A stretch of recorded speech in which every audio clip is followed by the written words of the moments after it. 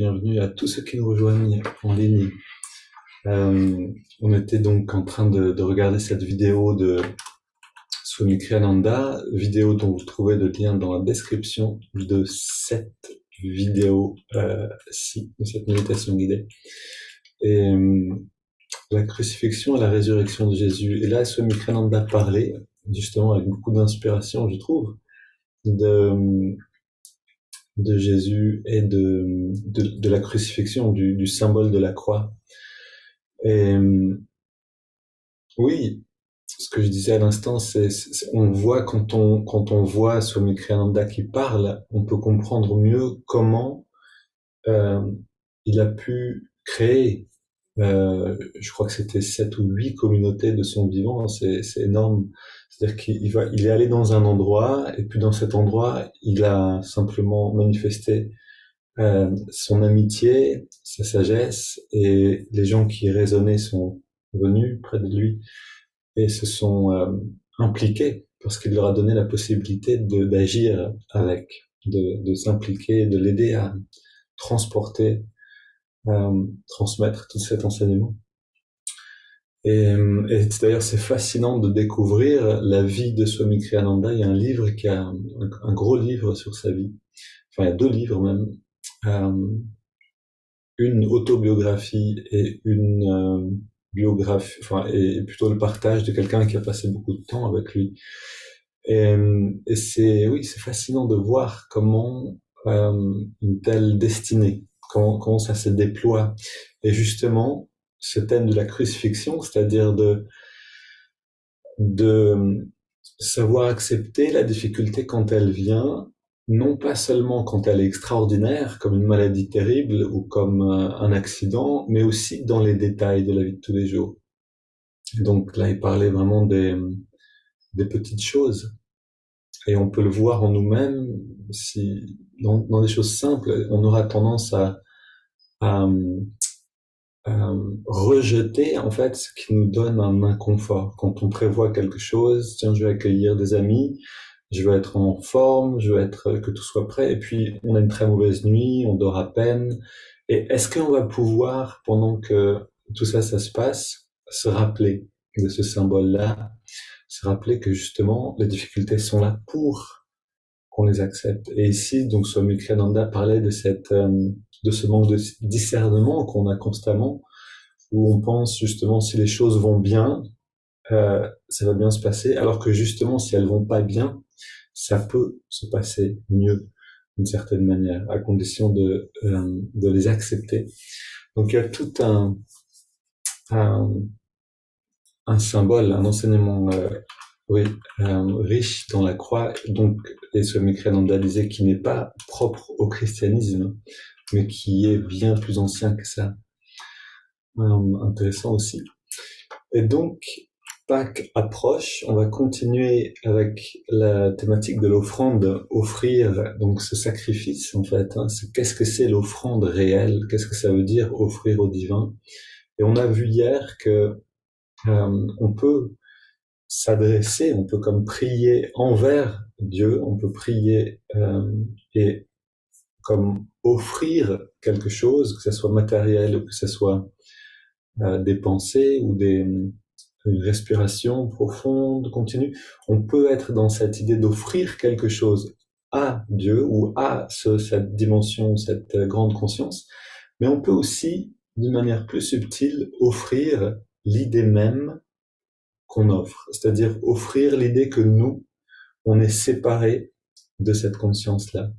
Et c'est là où l'offrande devient une pratique qui transforme la conscience, c'est-à-dire quand on abandonne l'idée que c'est nous qui méditons, que c'est nous qui prions, pour accepter l'idée que c'est la prière ou c'est la méditation qui, à travers nous, a lieu. Et on devient observateur dans une qualité très différente. Et dans cette qualité, ça devient possible d'accepter les choses qui viennent à nous sans les juger à partir de notre point de vue personnel. Et là est la difficulté, justement. Quand on peut laisser ce point de vue personnel de côté, on devient plus naturellement acceptant de ce qui vient comme intéressé par ce qui se passe, mais avec un détachement. Donc, on va aller un peu plus dans cette pratique encore aujourd'hui. Alors si cette idée d'abandonner l'idée que on est celui qui fait est trop abstraite pour vous, bah simplement on se contente de bien faire les choses et c'est parfait. Sinon, allons dans cette expérience. Donc on ferme les yeux, on dresse le regard, on dresse le dos,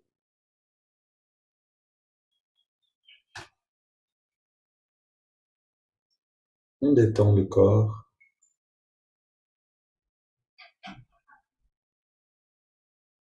et on rentre dans cette attitude, dans cette perception-là que ce n'est pas nous qui faisons, mais c'est une conscience qui se manifeste à travers nous, qui agit, on pourrait dire, à travers notre mental, à travers notre corps, à travers la respiration.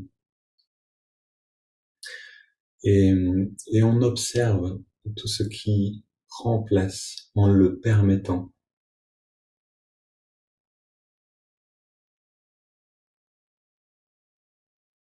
De cette manière, on permet à la respiration de devenir ample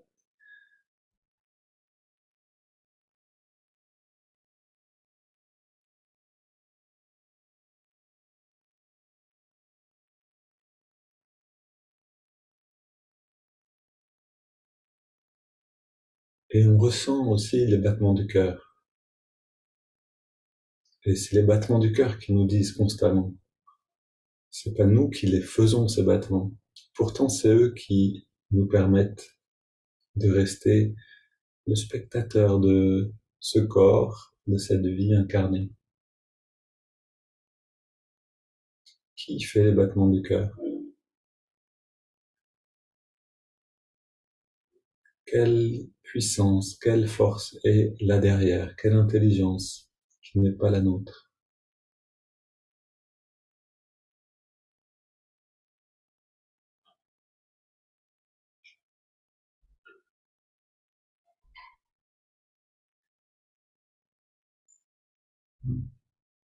On accorde ce rythme de la respiration avec le rythme du cœur et avec le rythme de la prière continuelle ou de la répétition d'un mantra. Donc sur l'inspiration, une répétition sur l'expiration aussi. On peut prendre cette phrase: Ô guide divin, guide-moi maintenant et en chaque instant de ma vie. Cette phrase ou une autre.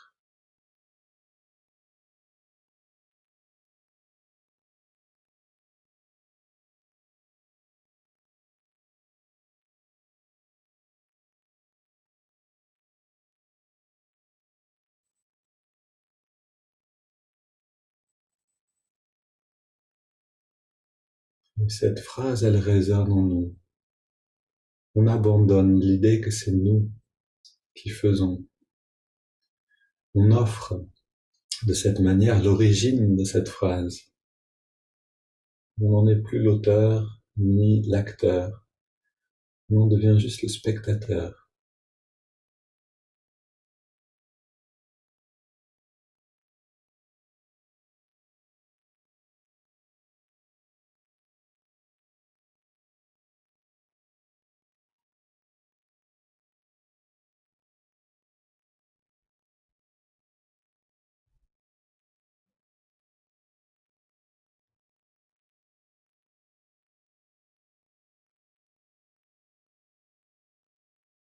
Et donc on crée une base de bien-être, une satisfaction à garder cette pratique intérieure vivante et bien soigneuse, bien soignée, je veux dire. Allons maintenant avec ce bien-être-là et cette satisfaction, cette attention dans les étirements du dos. À l'inspire, on entrelace les doigts. Et à l'expire, on pousse les mains vers l'avant. On arrondit le dos. On étire bien entre les vertèbres et inspire, on étire vers le ciel. Expire, on se penche vers la gauche. Inspire, retour au centre. Et expire vers la droite. On revient au centre. Et on se tourne vers la gauche. On pose les mains et on soutient la rotation. Et on rentre dans cette idée-là que c'est pas nous qui faisons tous ces mouvements-là. Mais les mouvements se font et on les observe. Et on les vit de l'intérieur en respirant profondément.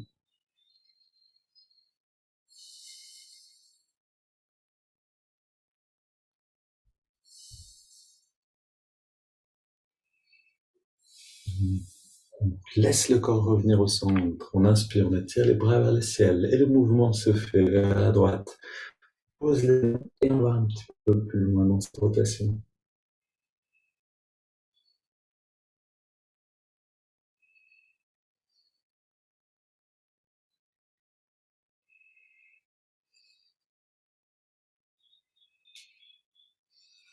Et on vient au centre. On pose les mains derrière. Flexion légère du dos vers l'arrière. Et là, on va prendre ces 20 respirations. Et on les prend comme une offrande, c'est-à-dire on va les faire le mieux possible en profitant, en amenant du plaisir dans la respiration elle-même, en amenant une joie à ressentir la fraîcheur de l'inspire en particulier.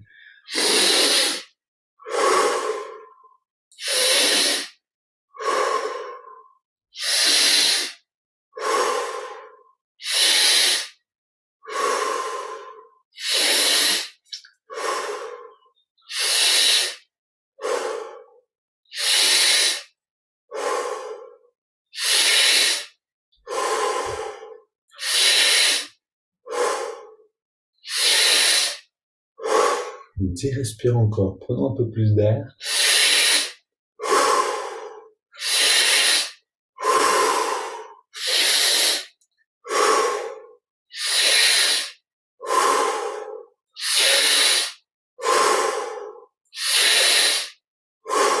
4,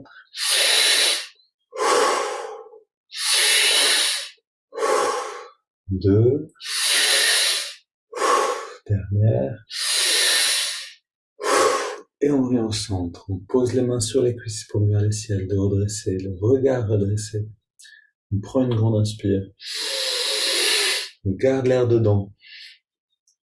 On détend le corps complètement et on laisse l'air sortir. Plus aucun effort, plus de respiration. On plonge dans les sensations intérieures. Et à nouveau, on devient le spectateur d'un corps qui ne nous appartient pas, des sensations qui ne sont pas les nôtres. On ne possède rien. On observe.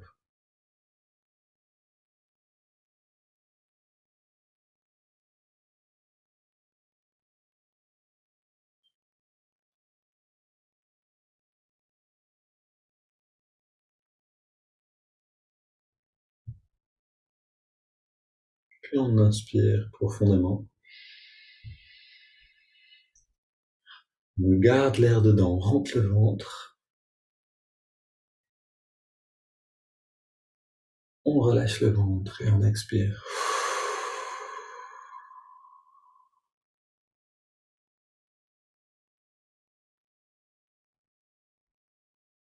Et on ressent un instant, la respiration est libre. Et on joue à cette idée-là. On joue à prendre cette perception que ce n'est pas mon corps, ce n'est pas mon énergie que je ressens. C'est là simplement. De cette manière, on offre notre perception. On abandonne la possession.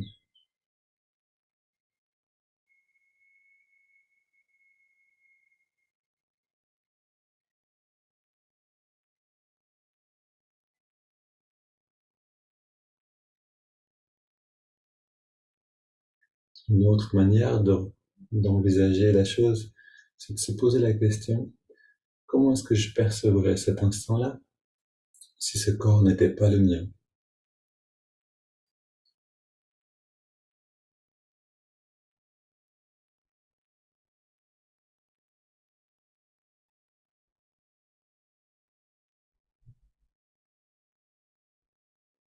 Puis une double inspire par les narines.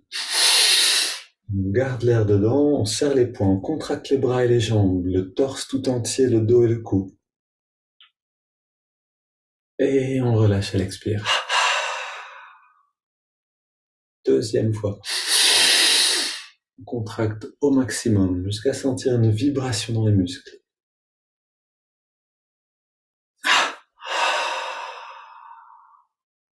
Une troisième et dernière.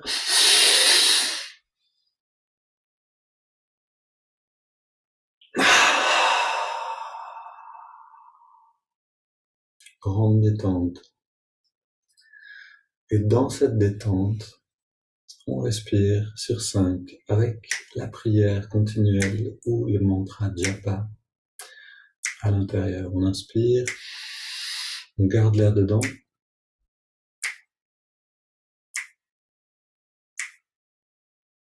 Expire.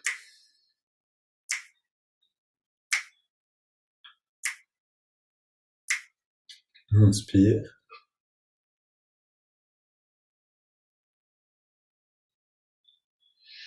On retient le souffle. La prière continue, le mantra continue intérieurement.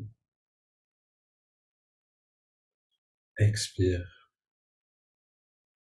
Et plutôt que d'intégrer la visualisation, on va jouer plutôt avec cette idée-là. Donc, on inspire maintenant et on observe comme si c'était pas nous qui faisions. On garde l'air dedans.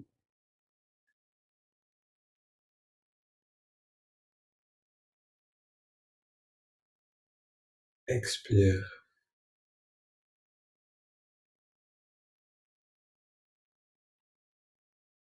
Cette manière, on offre complètement cette pratique. Inspire.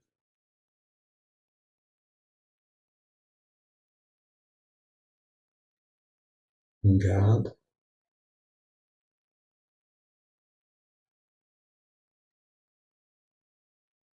Expire.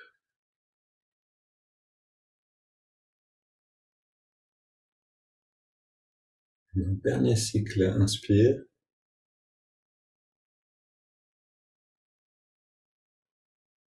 On retient le souffle.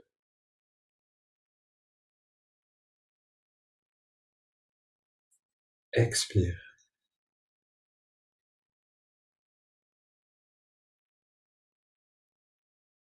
On prend une grande inspire. Et on laisse aller l'air sans plus rien contrôler.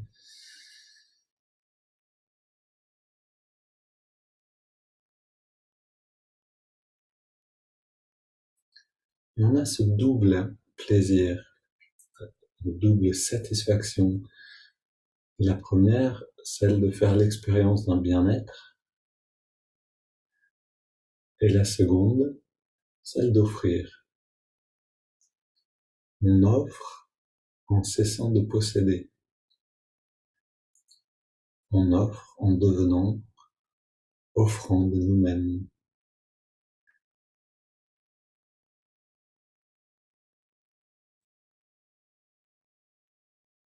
On permet à cette grande conscience de piloter entièrement notre mental, notre corps.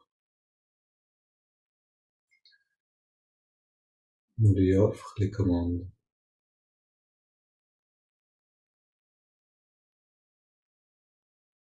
On observe comment cette grande conscience manie tout ça.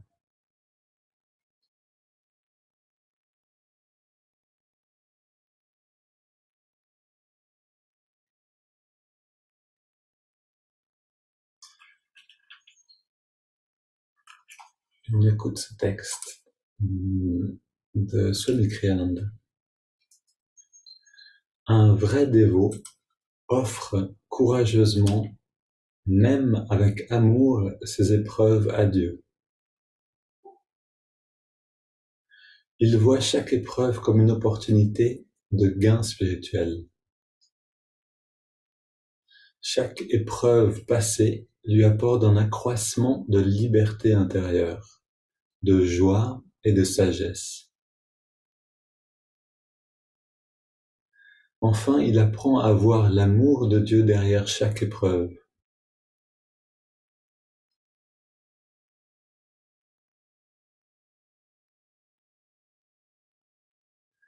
Ces épreuves ne ressemblent alors plus à une punition, qu'elle soit karmique ou divine. Pardon, je retraduis la dernière phrase, j'avais compris. Ne plus euh, recevoir d'épreuves alors ressemble à une punition. Je pense que c'est ça qui voulait être dit. Je relis.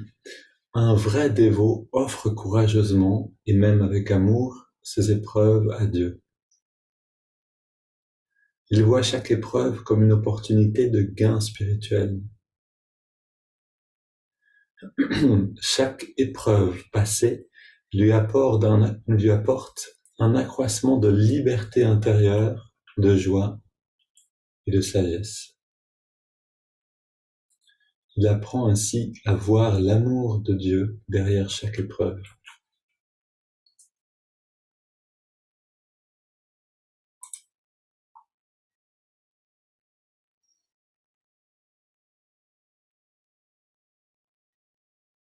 Avant d'aller dans l'observation du souffle, prenons le temps, en nous-mêmes, de faire le lien avec le vécu. Qu'est-ce qui est la plus grande épreuve pour nous en ce moment, dans notre vie?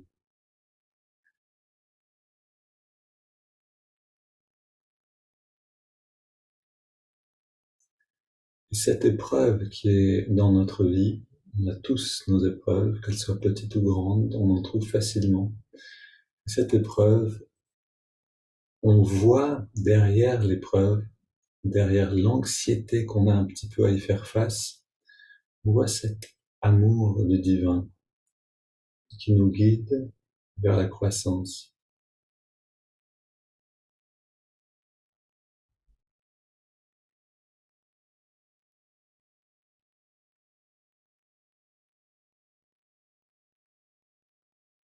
De cette manière, on se réconcilie avec ce qui vient, avec ce qui cause une difficulté, avec nos ennemis, comme on peut les appeler. Et maintenant, on rentre dans l'observation du souffle. On retrouve nos amis intérieurs, toujours fidèles, sensation de l'air qui rentre et qui sort dans les narines.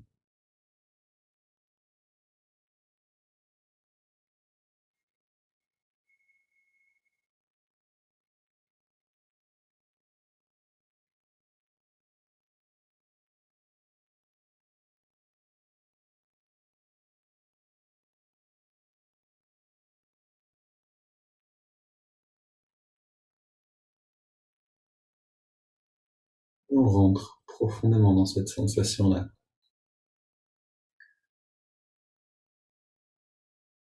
observant cette sensation comme si elle ne nous appartenait plus. On l'a déjà offert.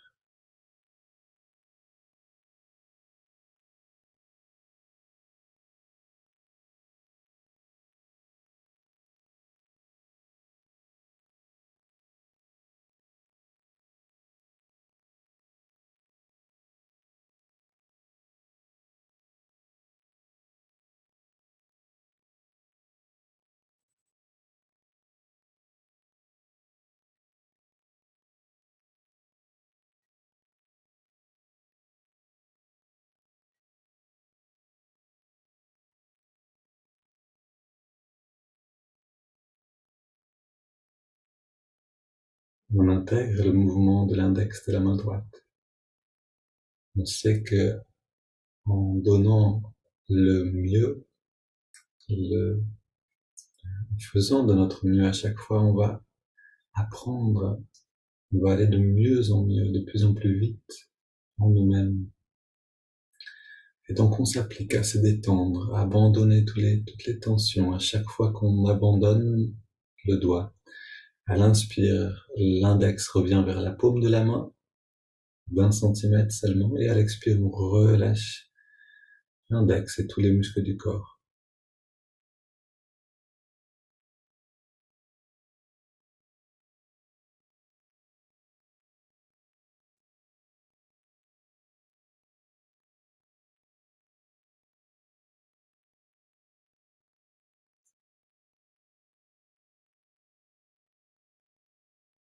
Intégrons aussi le mantra Hong accompagne l'inspiration naturelle et So accompagne l'expiration naturelle.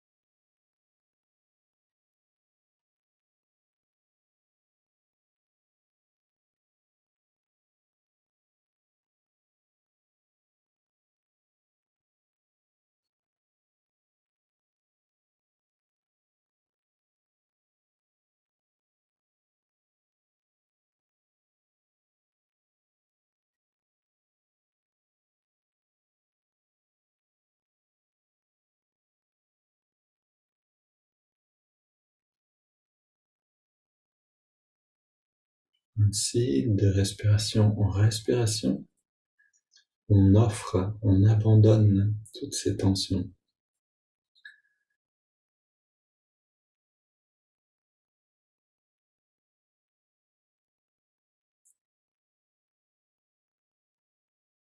Jusqu'à sentir que l'énergie rentre à l'intérieur.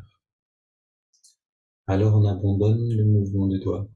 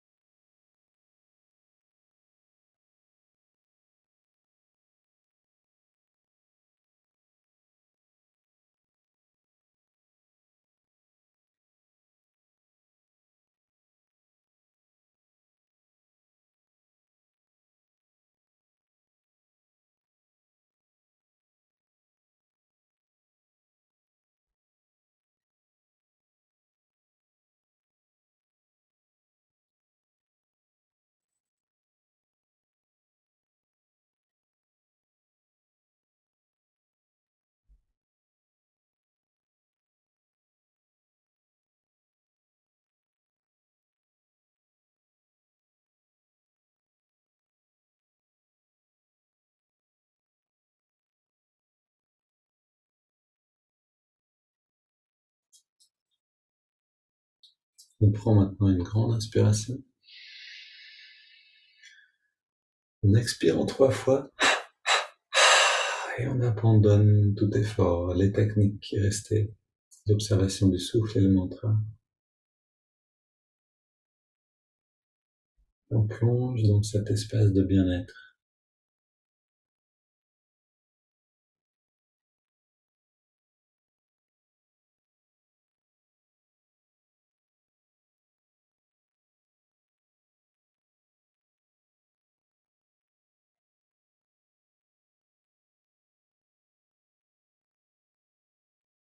Et on fait l'expérience de cette expansion aujourd'hui, en observant comme si ce corps, ce mental, ces pensées, ce bien-être, tout cela ne nous appartenait pas.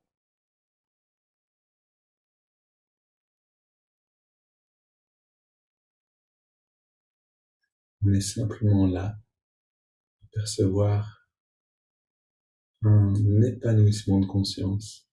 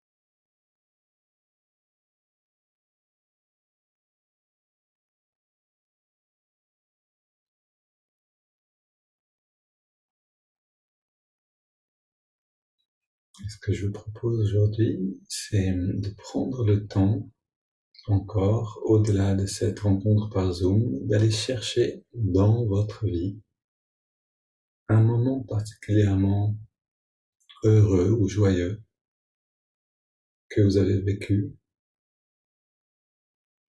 que vous avez vraiment vécu, et puis de rentrer dans cette expérience un instant pour ranimer la joie, le bien-être, le bonheur de ce moment-là et de le garder un petit peu dans votre conscience et de vous baigner dans cette mémoire-là un instant avant d'aller dans votre journée. On se retrouve demain et puis samedi matin, je vous propose une méditation de Pâques. Donc une méditation un petit peu plus longue avec des lectures et un rythme un peu différent. Une belle journée à tous.